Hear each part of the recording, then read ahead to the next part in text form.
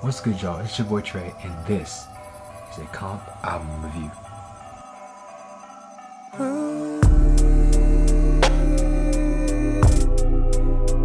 First time in a long time, hurting deeply inside. First time in a long Firstly, I'm going to give you the overview of the album, the context. Context of the artist at the time, what's coming up for them on the horizon. Next, I have split all of the songs on the album into these 5 categories. I will go through song by song and explain my reasoning for putting which song in each category based on my personal preference. Explaining in moderate detail why I put one song in this category and not in another. What I liked about the song, what I didn't like about the song. After sharing my subjective ratings, I'm going to go through my favorite moments on the album. A moment can be anything. It can be a skit. It can be an ad-lib. It can be a verse. I'm telling you the moments in which I enjoy because they bring me joy. Those moments make me want to sing along. They make me want to get up and dance. They make me want to do this thing. Those are the things that captivated me about this work. Regardless if I like this project as a whole or not, I'm going to have moments that I have enjoyed. After sharing my favorite moments, I'm going to explain my top 3 songs at the moment. Now, this is subject to change. I mean, I might like some projects more than others, but that doesn't mean that my top songs are going to be the exact same a month from now. Hell, they might not be the same tomorrow. After I've gone through each of the songs in detail, gone through the moments, gone through my top 3 songs in the album, I will reveal to you my personal comp score. After I've done all that and gone through the album pretty in depth, I'll just wrap it up with my overall thoughts and opinions about it, what I think it means for the artist going forward. I built the comp score rating system as a tool to build a community of people who want to view music positively. For people who want to share what they like or what they don't like about a project, or what they like or what they don't like about a specific song. I made the comp score rating system in order to build a community of people who actually care about the art and care about the artist and want to be fair to them. There's no more, this is trash, or this is great, this is a classic, or this is bad. Everybody, song by song, will have a different opinion. And everybody's going to have a different score. And if you have overlapping score with somebody else, great. But a lot of times you won't. The important thing is that we're respecting the art, and we're respecting the people who put their heart and their soul into this work, and they're sharing it with us. Well, now that you know what a comp review is, let's do it. The album review for today is Drake's Dark Lane demo tapes. It was released a couple weeks ago, May 1st, 2020. It is his 3rd wide release mixtape compiled of loosies, leaks, and other songs that just didn't make the album coming out in summer 2020. I'm excited about this project because, one, not only am I a Drake fan, but I'm always interested in what the best people in the game are doing. And it's exciting because I have been watching the videos for like War and Chicago Freestyle, When to Say When, and it felt like a project was on the horizon. So the only song I have as a 2 is Landed. You know, if I gotta land, I'm a sticky. I just wasn't, I wasn't really a fan of the hook.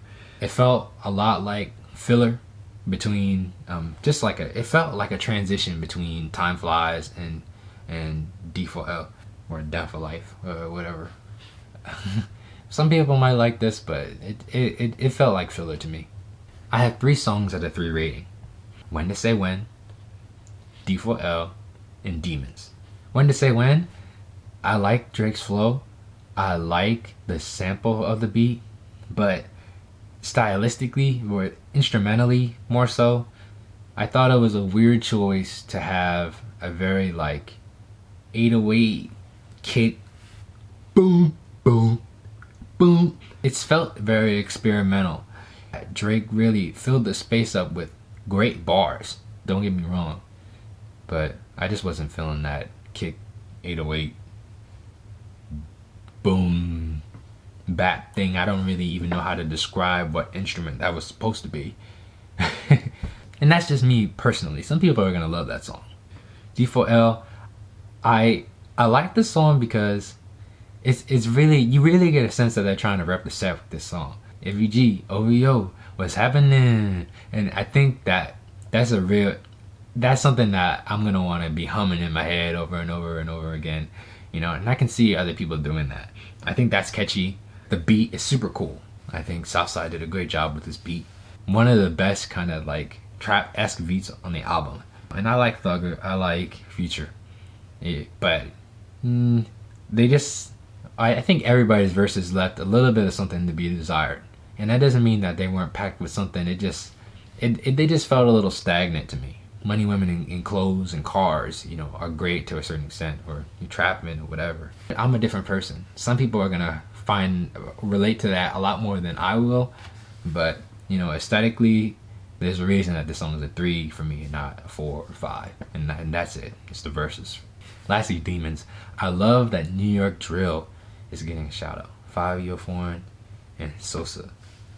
You know, rest in peace to Pop Smoke, Axel Beats. I'm glad that Drake is trying to put these guys on. What these guys are doing in New York is extremely cool, and it's extremely impressive. They really kind of built a genre for themselves. UK drill is also pretty cool.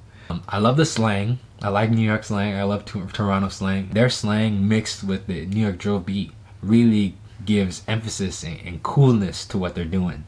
That being said, their verses left a little bit to be desired. You know, I saw jokes about 5 Foreign, and they were saying that he was rapping in bullet points. And I don't think that per se. It felt like for both of them, even Drake on this song, that they ran out of stuff to talk about. You know, and you know, they're going, oh, yeah. And I think it was probably just them freestyling in the booth. But the best freestyles are the ones that you don't really know that you're freestyling. I don't know, if you're going to be featured on a Drake record, I would be using my pen. I would try to put something really cool, even if I was trying to rep my city and stuff. Some people are gonna like this song because people like New York drill and they like the way that they ride the beat. For me personally, just like for a D4L or whatever, it just wasn't particularly anything that I liked.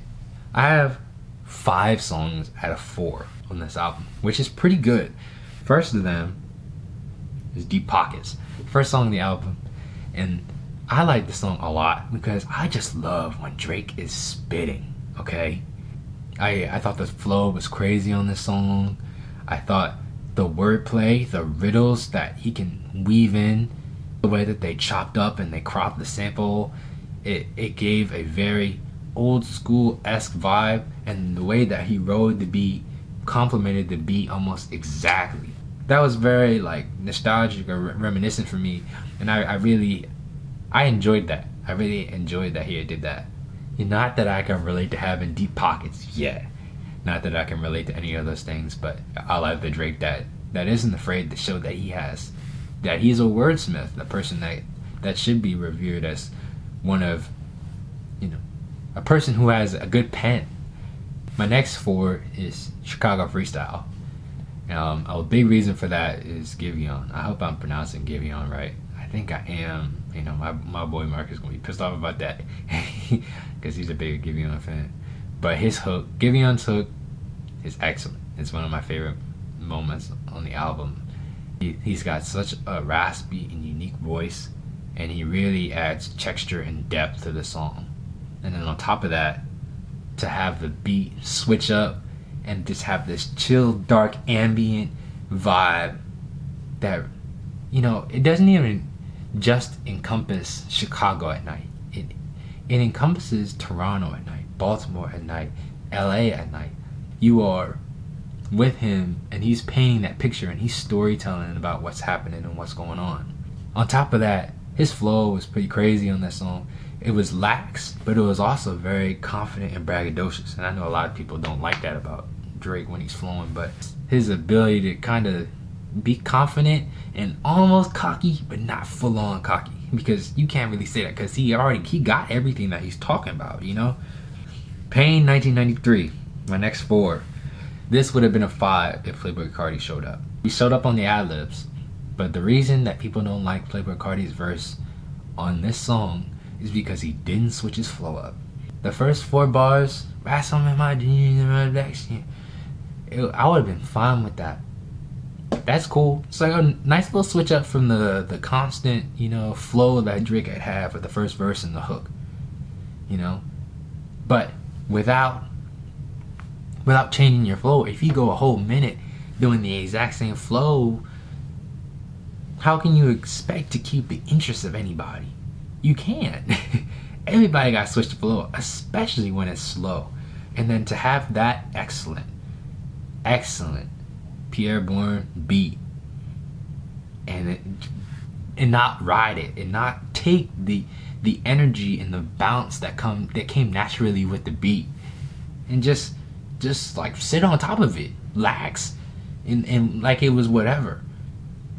That it's disappointing. And the thing is, it's still a 4. I still like the song, and I like it because Drake destroyed it. And it was pretty disappointing because I do like Playboi Carti, and I think he does bring a very, very cool thing to the table.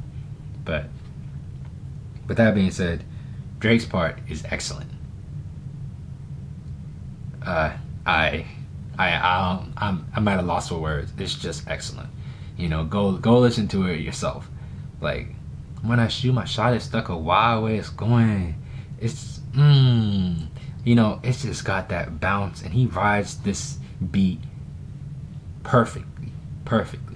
My next 4 is, you guessed it, Tootsie Slide. Now, all conventionalist music savants or whatever are gonna say, oh my god, it's just a song for TikTok. I hate Tootsie Slide so goddamn much. It's just awful. It's a cash grab. There's no artistry. There's no interest in this and stuff like that. Those people frustrate me, man. Why? It was like, yeah, you can say it was for TikTok. I'm sure it was. But you cannot deny that this guy gave us a catchy song. And this is not my bias speaking. I'm a Drake fan. And I know, and you can tell from the review, there were 2s and 3s on this album. But you cannot deny that this is a good song. It's fun. It's catchy. It's easy for people to get the words. It's easy for people to get along and want to dance to. Of course they made a dance for it, but you know what I mean. You gotta respect that. You gotta respect the hustle. I like it a lot. I like hearing it. I like running to it. It's got its rhythm. The dance is pretty cool. It's easy for people to do. Easy for people to get involved. There's a reason that it's good. It's not just because it's Drake. It's just he knows his voice. He knows his style. He knows his sound. And this song is a hit. And it brings all those elements that are him together. And you can hate it all you want. But I liked it. I saved it. I added it to a playlist. If I hear it in the club or if I hear it out in public, I might do that little step. I don't feel bad for that. My last 4 was Desires with Future. This song has a clear theme. There's a message that these guys that they both sat in a room and they wrote about. I love the beat. It's chill, but it's hard at the same time. Part of that is the 808 in the way that they pocket it. But Future and Drake both have their own way of just riding a beat and soaking it and using their flow to bring the best out of themselves and the best out of the beat that they're on. I love Future's verse. I just love that it makes you want to do this, like, we need to want to live in this life. And of course, I like Drake's verse. One, because, he had the slow part, and this is what Playboi Carti didn't do in 1993. So Drake starts off slow, riding this great, chill, but hard beat, slow. But what does he do? He switches it up. He switches his flow up. And he takes advantage that this beat has tempo and pace, and he uses his flow and his ability to pick up and really ride that beat in order to make a captivating verse and round it off pretty nicely. And then I really like the breakdown in this song too. There's a lot of breakdowns on this album, but this is, I think, one of the better ones. I love when Drake takes a dark ambient turn during his breakdowns. I think that's just the Toronto sound. I love the city of Toronto. I imagine walking around, my girl driving around, listening to that, the breakdown for that. So I really enjoyed that too. Alright, the time has come for my 5s of the Dark Lane demo tapes. I got 5 songs at 5s. That means not only have I saved it to my library, but I want to share it with people that I know. I need other people to hear this song too. First one is Not You Too, featuring Chris Brown. Now, let me teach you something a little bit about features. Chris Brown is a high profile artist, okay? If Chris Brown taps his foot in a room on a beat and it's recorded and put in a record, that's a feature. I am anywhere close to that level and I am singing, whether it's ad-libs or full verse or just kind of background vocals, that's a feature.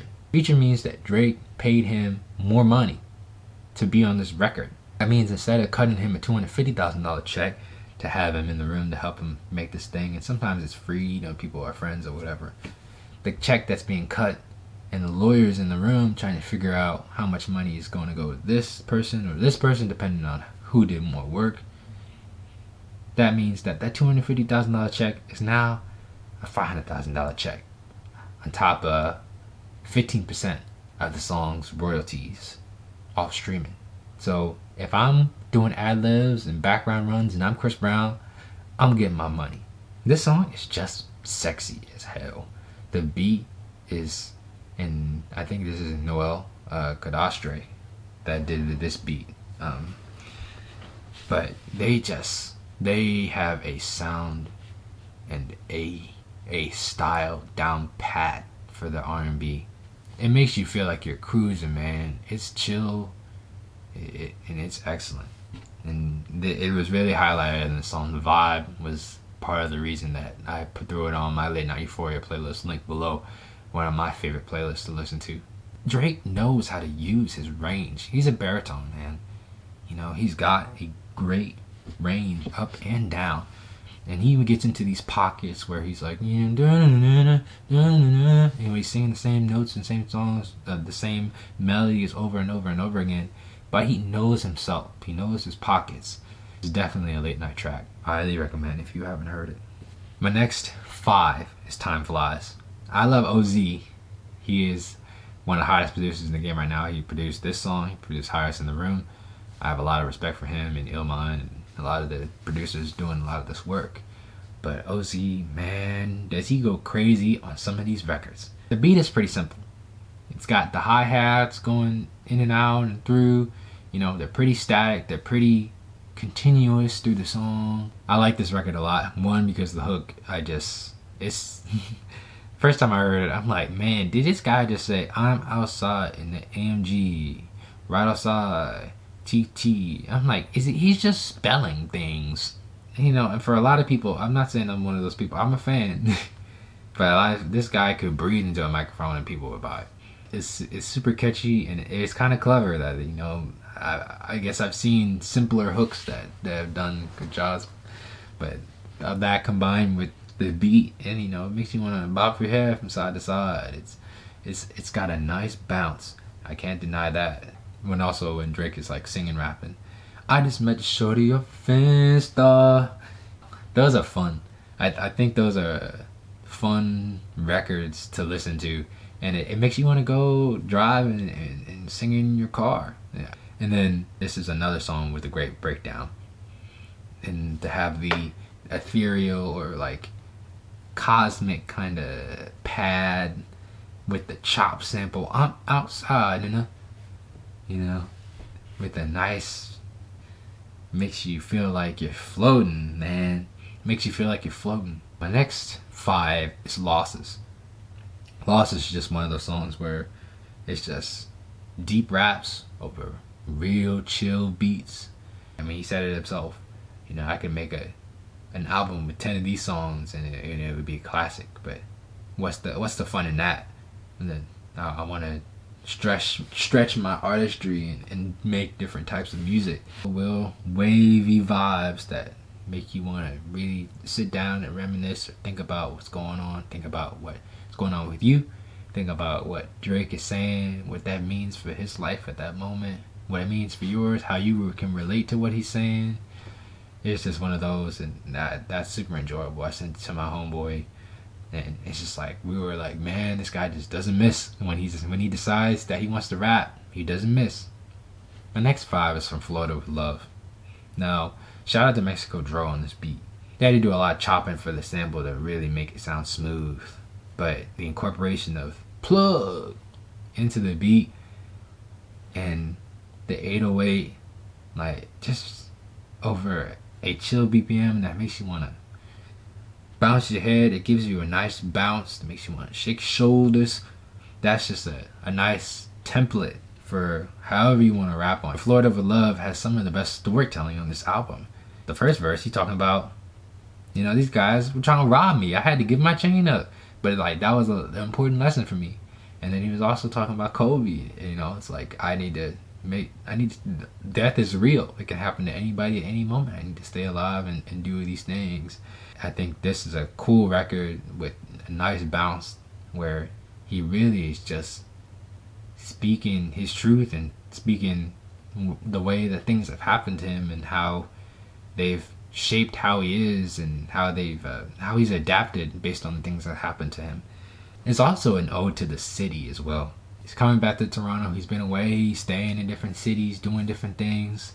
You know, this is home. You know, I could leave, but I could leave, but I'm not. You know, I got these things that I got going on, but this is home for me. This is what's important for me. Just, I'm still thinking about you, Toronto, kind of thing. My last 5 and the last song that I'll talk about for this album is War. I love the actual drill beat for this. I've loved it. I've watched the video for War maybe 15-20 times just to hear the song. The wordplay in the song, the flow, the slang. It's like this is what I wanted Demons to be for me personally. But War is just, it's just great to me. Some people are not gonna like this. They're gonna think that he's mooching off culture and this, that, and the third. But I think that he's brought his sound into New York drill in a way that, or into drill in general. But he's brought it in a way that's just him. He's definitely made it his own. And that was one song that I will enjoy more so that now that it's on Spotify and such. But I was happy to go down and watch that video and just randomly, it'd be 2 a.m. and I'd go, man, I really want to watch the War video right now. Good. I like the song that much. Okay, now for my favorite moments of the album. Baby, don't waste your time, 'cause I'm waiting and I'm saying things that I don't mean, but I do mean, and I don't want you to miss me, 'cause there's no way that you're sorry, and you're crying, and you're saying things that I do believe, but I don't even want right here, to. Chris Brown. I'm supposed to be in your mind for the first time in a long time. That's dope. 1,000 shorties wanna tie the knot. 200 shooters on my brother's block. Pedal off the roads like I love it now, baby now. I don't know what's wrong with me, I can't stop. Won't stop, never stop. Got so many ops, I be mistaken ops for other ops. Got so many people that I love out of trouble spots. Other than the family, I got it's either you or me. It's to them places, don't cheat it. I see it back in Turks, and that movie took it at first, and don't you forget it. As you whip, and then got back on your shit. I had to tell Eric, go get it. I'm always moving too fast, and doing don't last. I feel like I'm taking for granted. Probably my fault for the way that I handle it. I should've put you somewhere where no one could find you. So, like this. Alright, so unfortunately, I'm still here. Nice little skit. Not even a skit, but it's just a nice transition. You're still up in the village. In And the you just want Billy. to hear some tune, Some music. The slang. I think you found the right spot. I'm outside of the ANG. What a transition into a song. It's simple, but it's just cool if you listen to the project all the way through. Real quick. Yeah. I'm outside in an AMG, right outside, TT. Two-turn baby girl, you know me. Still with the dogs that I grew beside. All the niggas around me, prior they died. Gotta watch the time, cause it's flying right by. I'm outside in an AMG, right outside, TT. Two-turn baby girl, you know me. Love that shit. Who am I? It's just a vibe. Niggas around saying for you sorry. I'm sorry. I'm outside in it.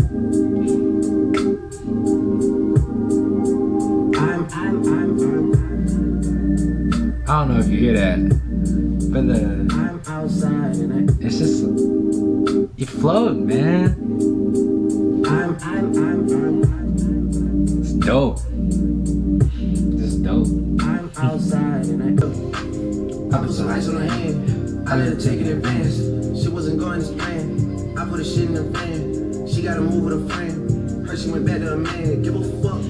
I just put a wagon in the driveway. You know I did. And I shoot my shot. It's the Hawaii way it's going in. Me and little sicko sitting sideways, breaking tins. Used to be an antisocial nigga. Now I'm making friends. I just got a mention, not a person. It's a beach front. If she bringing 4 friends, I know I hit at least one. Got them all tanning by the pool and they greased up. Police in my city, man, I keep my pockets greased up. Me and Capo trying to leave our mountain piece of east up. Ain't nobody making too much money in bus. When they got a chain for me, I had to give it up. Niggas had they pistol loaded, pointed in my truck. Hey, and you know that lesson stuck.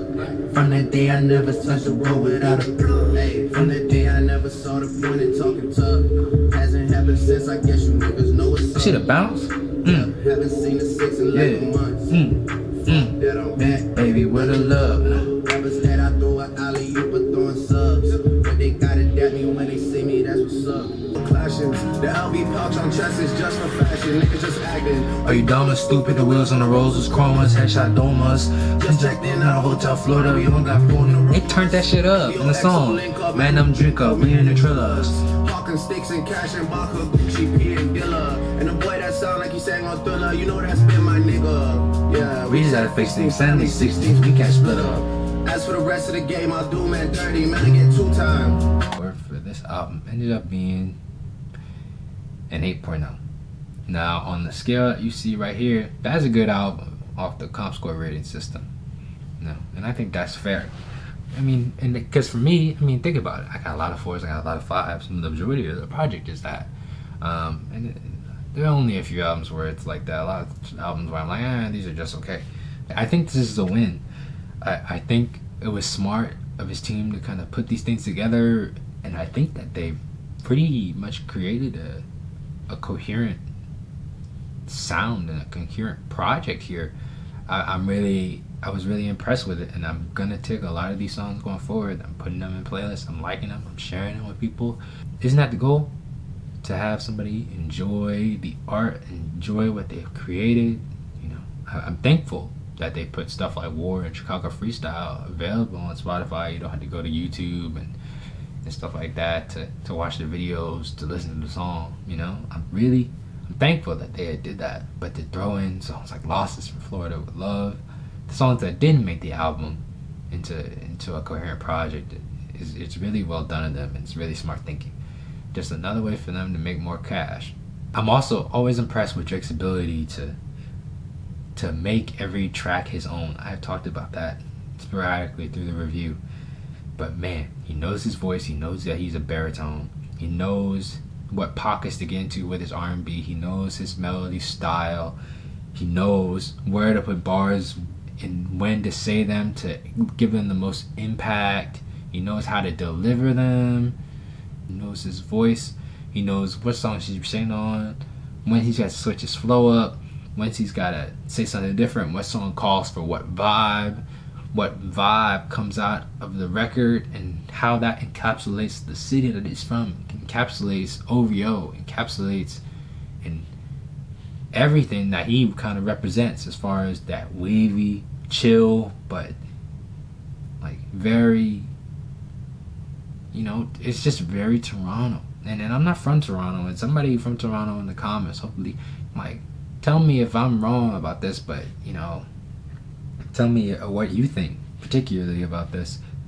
I just think that he does a great job encapsulating the way we vibe that I think he wants to see it represent. I think there are similarities with The Weeknd and their dark, ambient, chill styles. You know, they're very vastly different artists, and the After Hours review is coming. They've got their own style, and I think that they bring the city of Toronto and its flair into their work brilliantly. You know, it makes me want to visit. It makes me want to know more about how do I make that sound as a music producer? How do I create a sound to represent myself, you know, and my city? Those are really big questions, but it's nice to see the best, you know, and let's not deny that these people are the best. It's nice to see them work. I'm excited for the album. I mean, if From Florida with Love and Losses and stuff like that were throwaways or Lucy's that didn't really have a place on the album, so what does that mean? Like, what is this album gonna sound like? What vibe are they gonna go for? It's gonna be interesting, man. It's gonna be a lot of fun to listen to it, whether we're in quarantine or we're not.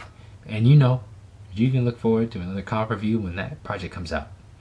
My only thing is that I try to respect the art and respect the artists that are making this stuff and be more positive. That doesn't mean I'm gonna be not critical. It means that I'm respecting the fact that these people are putting their heart and their soul and their entire minds and worth into this art. And I have to take what they're giving me and treat it with the utmost care and the utmost respect. That's the best thing that I can do. I'm not gonna just write something off and say that it's awful. If I don't think that it's good, I'm gonna tell you why it's not good, to me personally. And you might think differently, but that's why we got a comment section. That's why we got social medias. That's why we got those things. I have no problem debating somebody or agreeing with somebody or going back and forth, commenting and thinking about these things. This is what is fun. This is what it's all about, right? Taking the art that is given to us and digesting it and taking it in and letting it become us and forming opinions. That's what it's all about, right? And that's what the comp score is about. There you go. That's your Dark Lanes demo tape review. I hope you enjoyed. Be sure to like this video, share it with your friends, and subscribe to the comp channel. My social media is @JustCompBro on every platform, linked in the description below, along with the explanation video about the comp score system and a link to the tape if you want to listen to it for yourself. With that being said, that's all I have. I hope you enjoyed. See ya.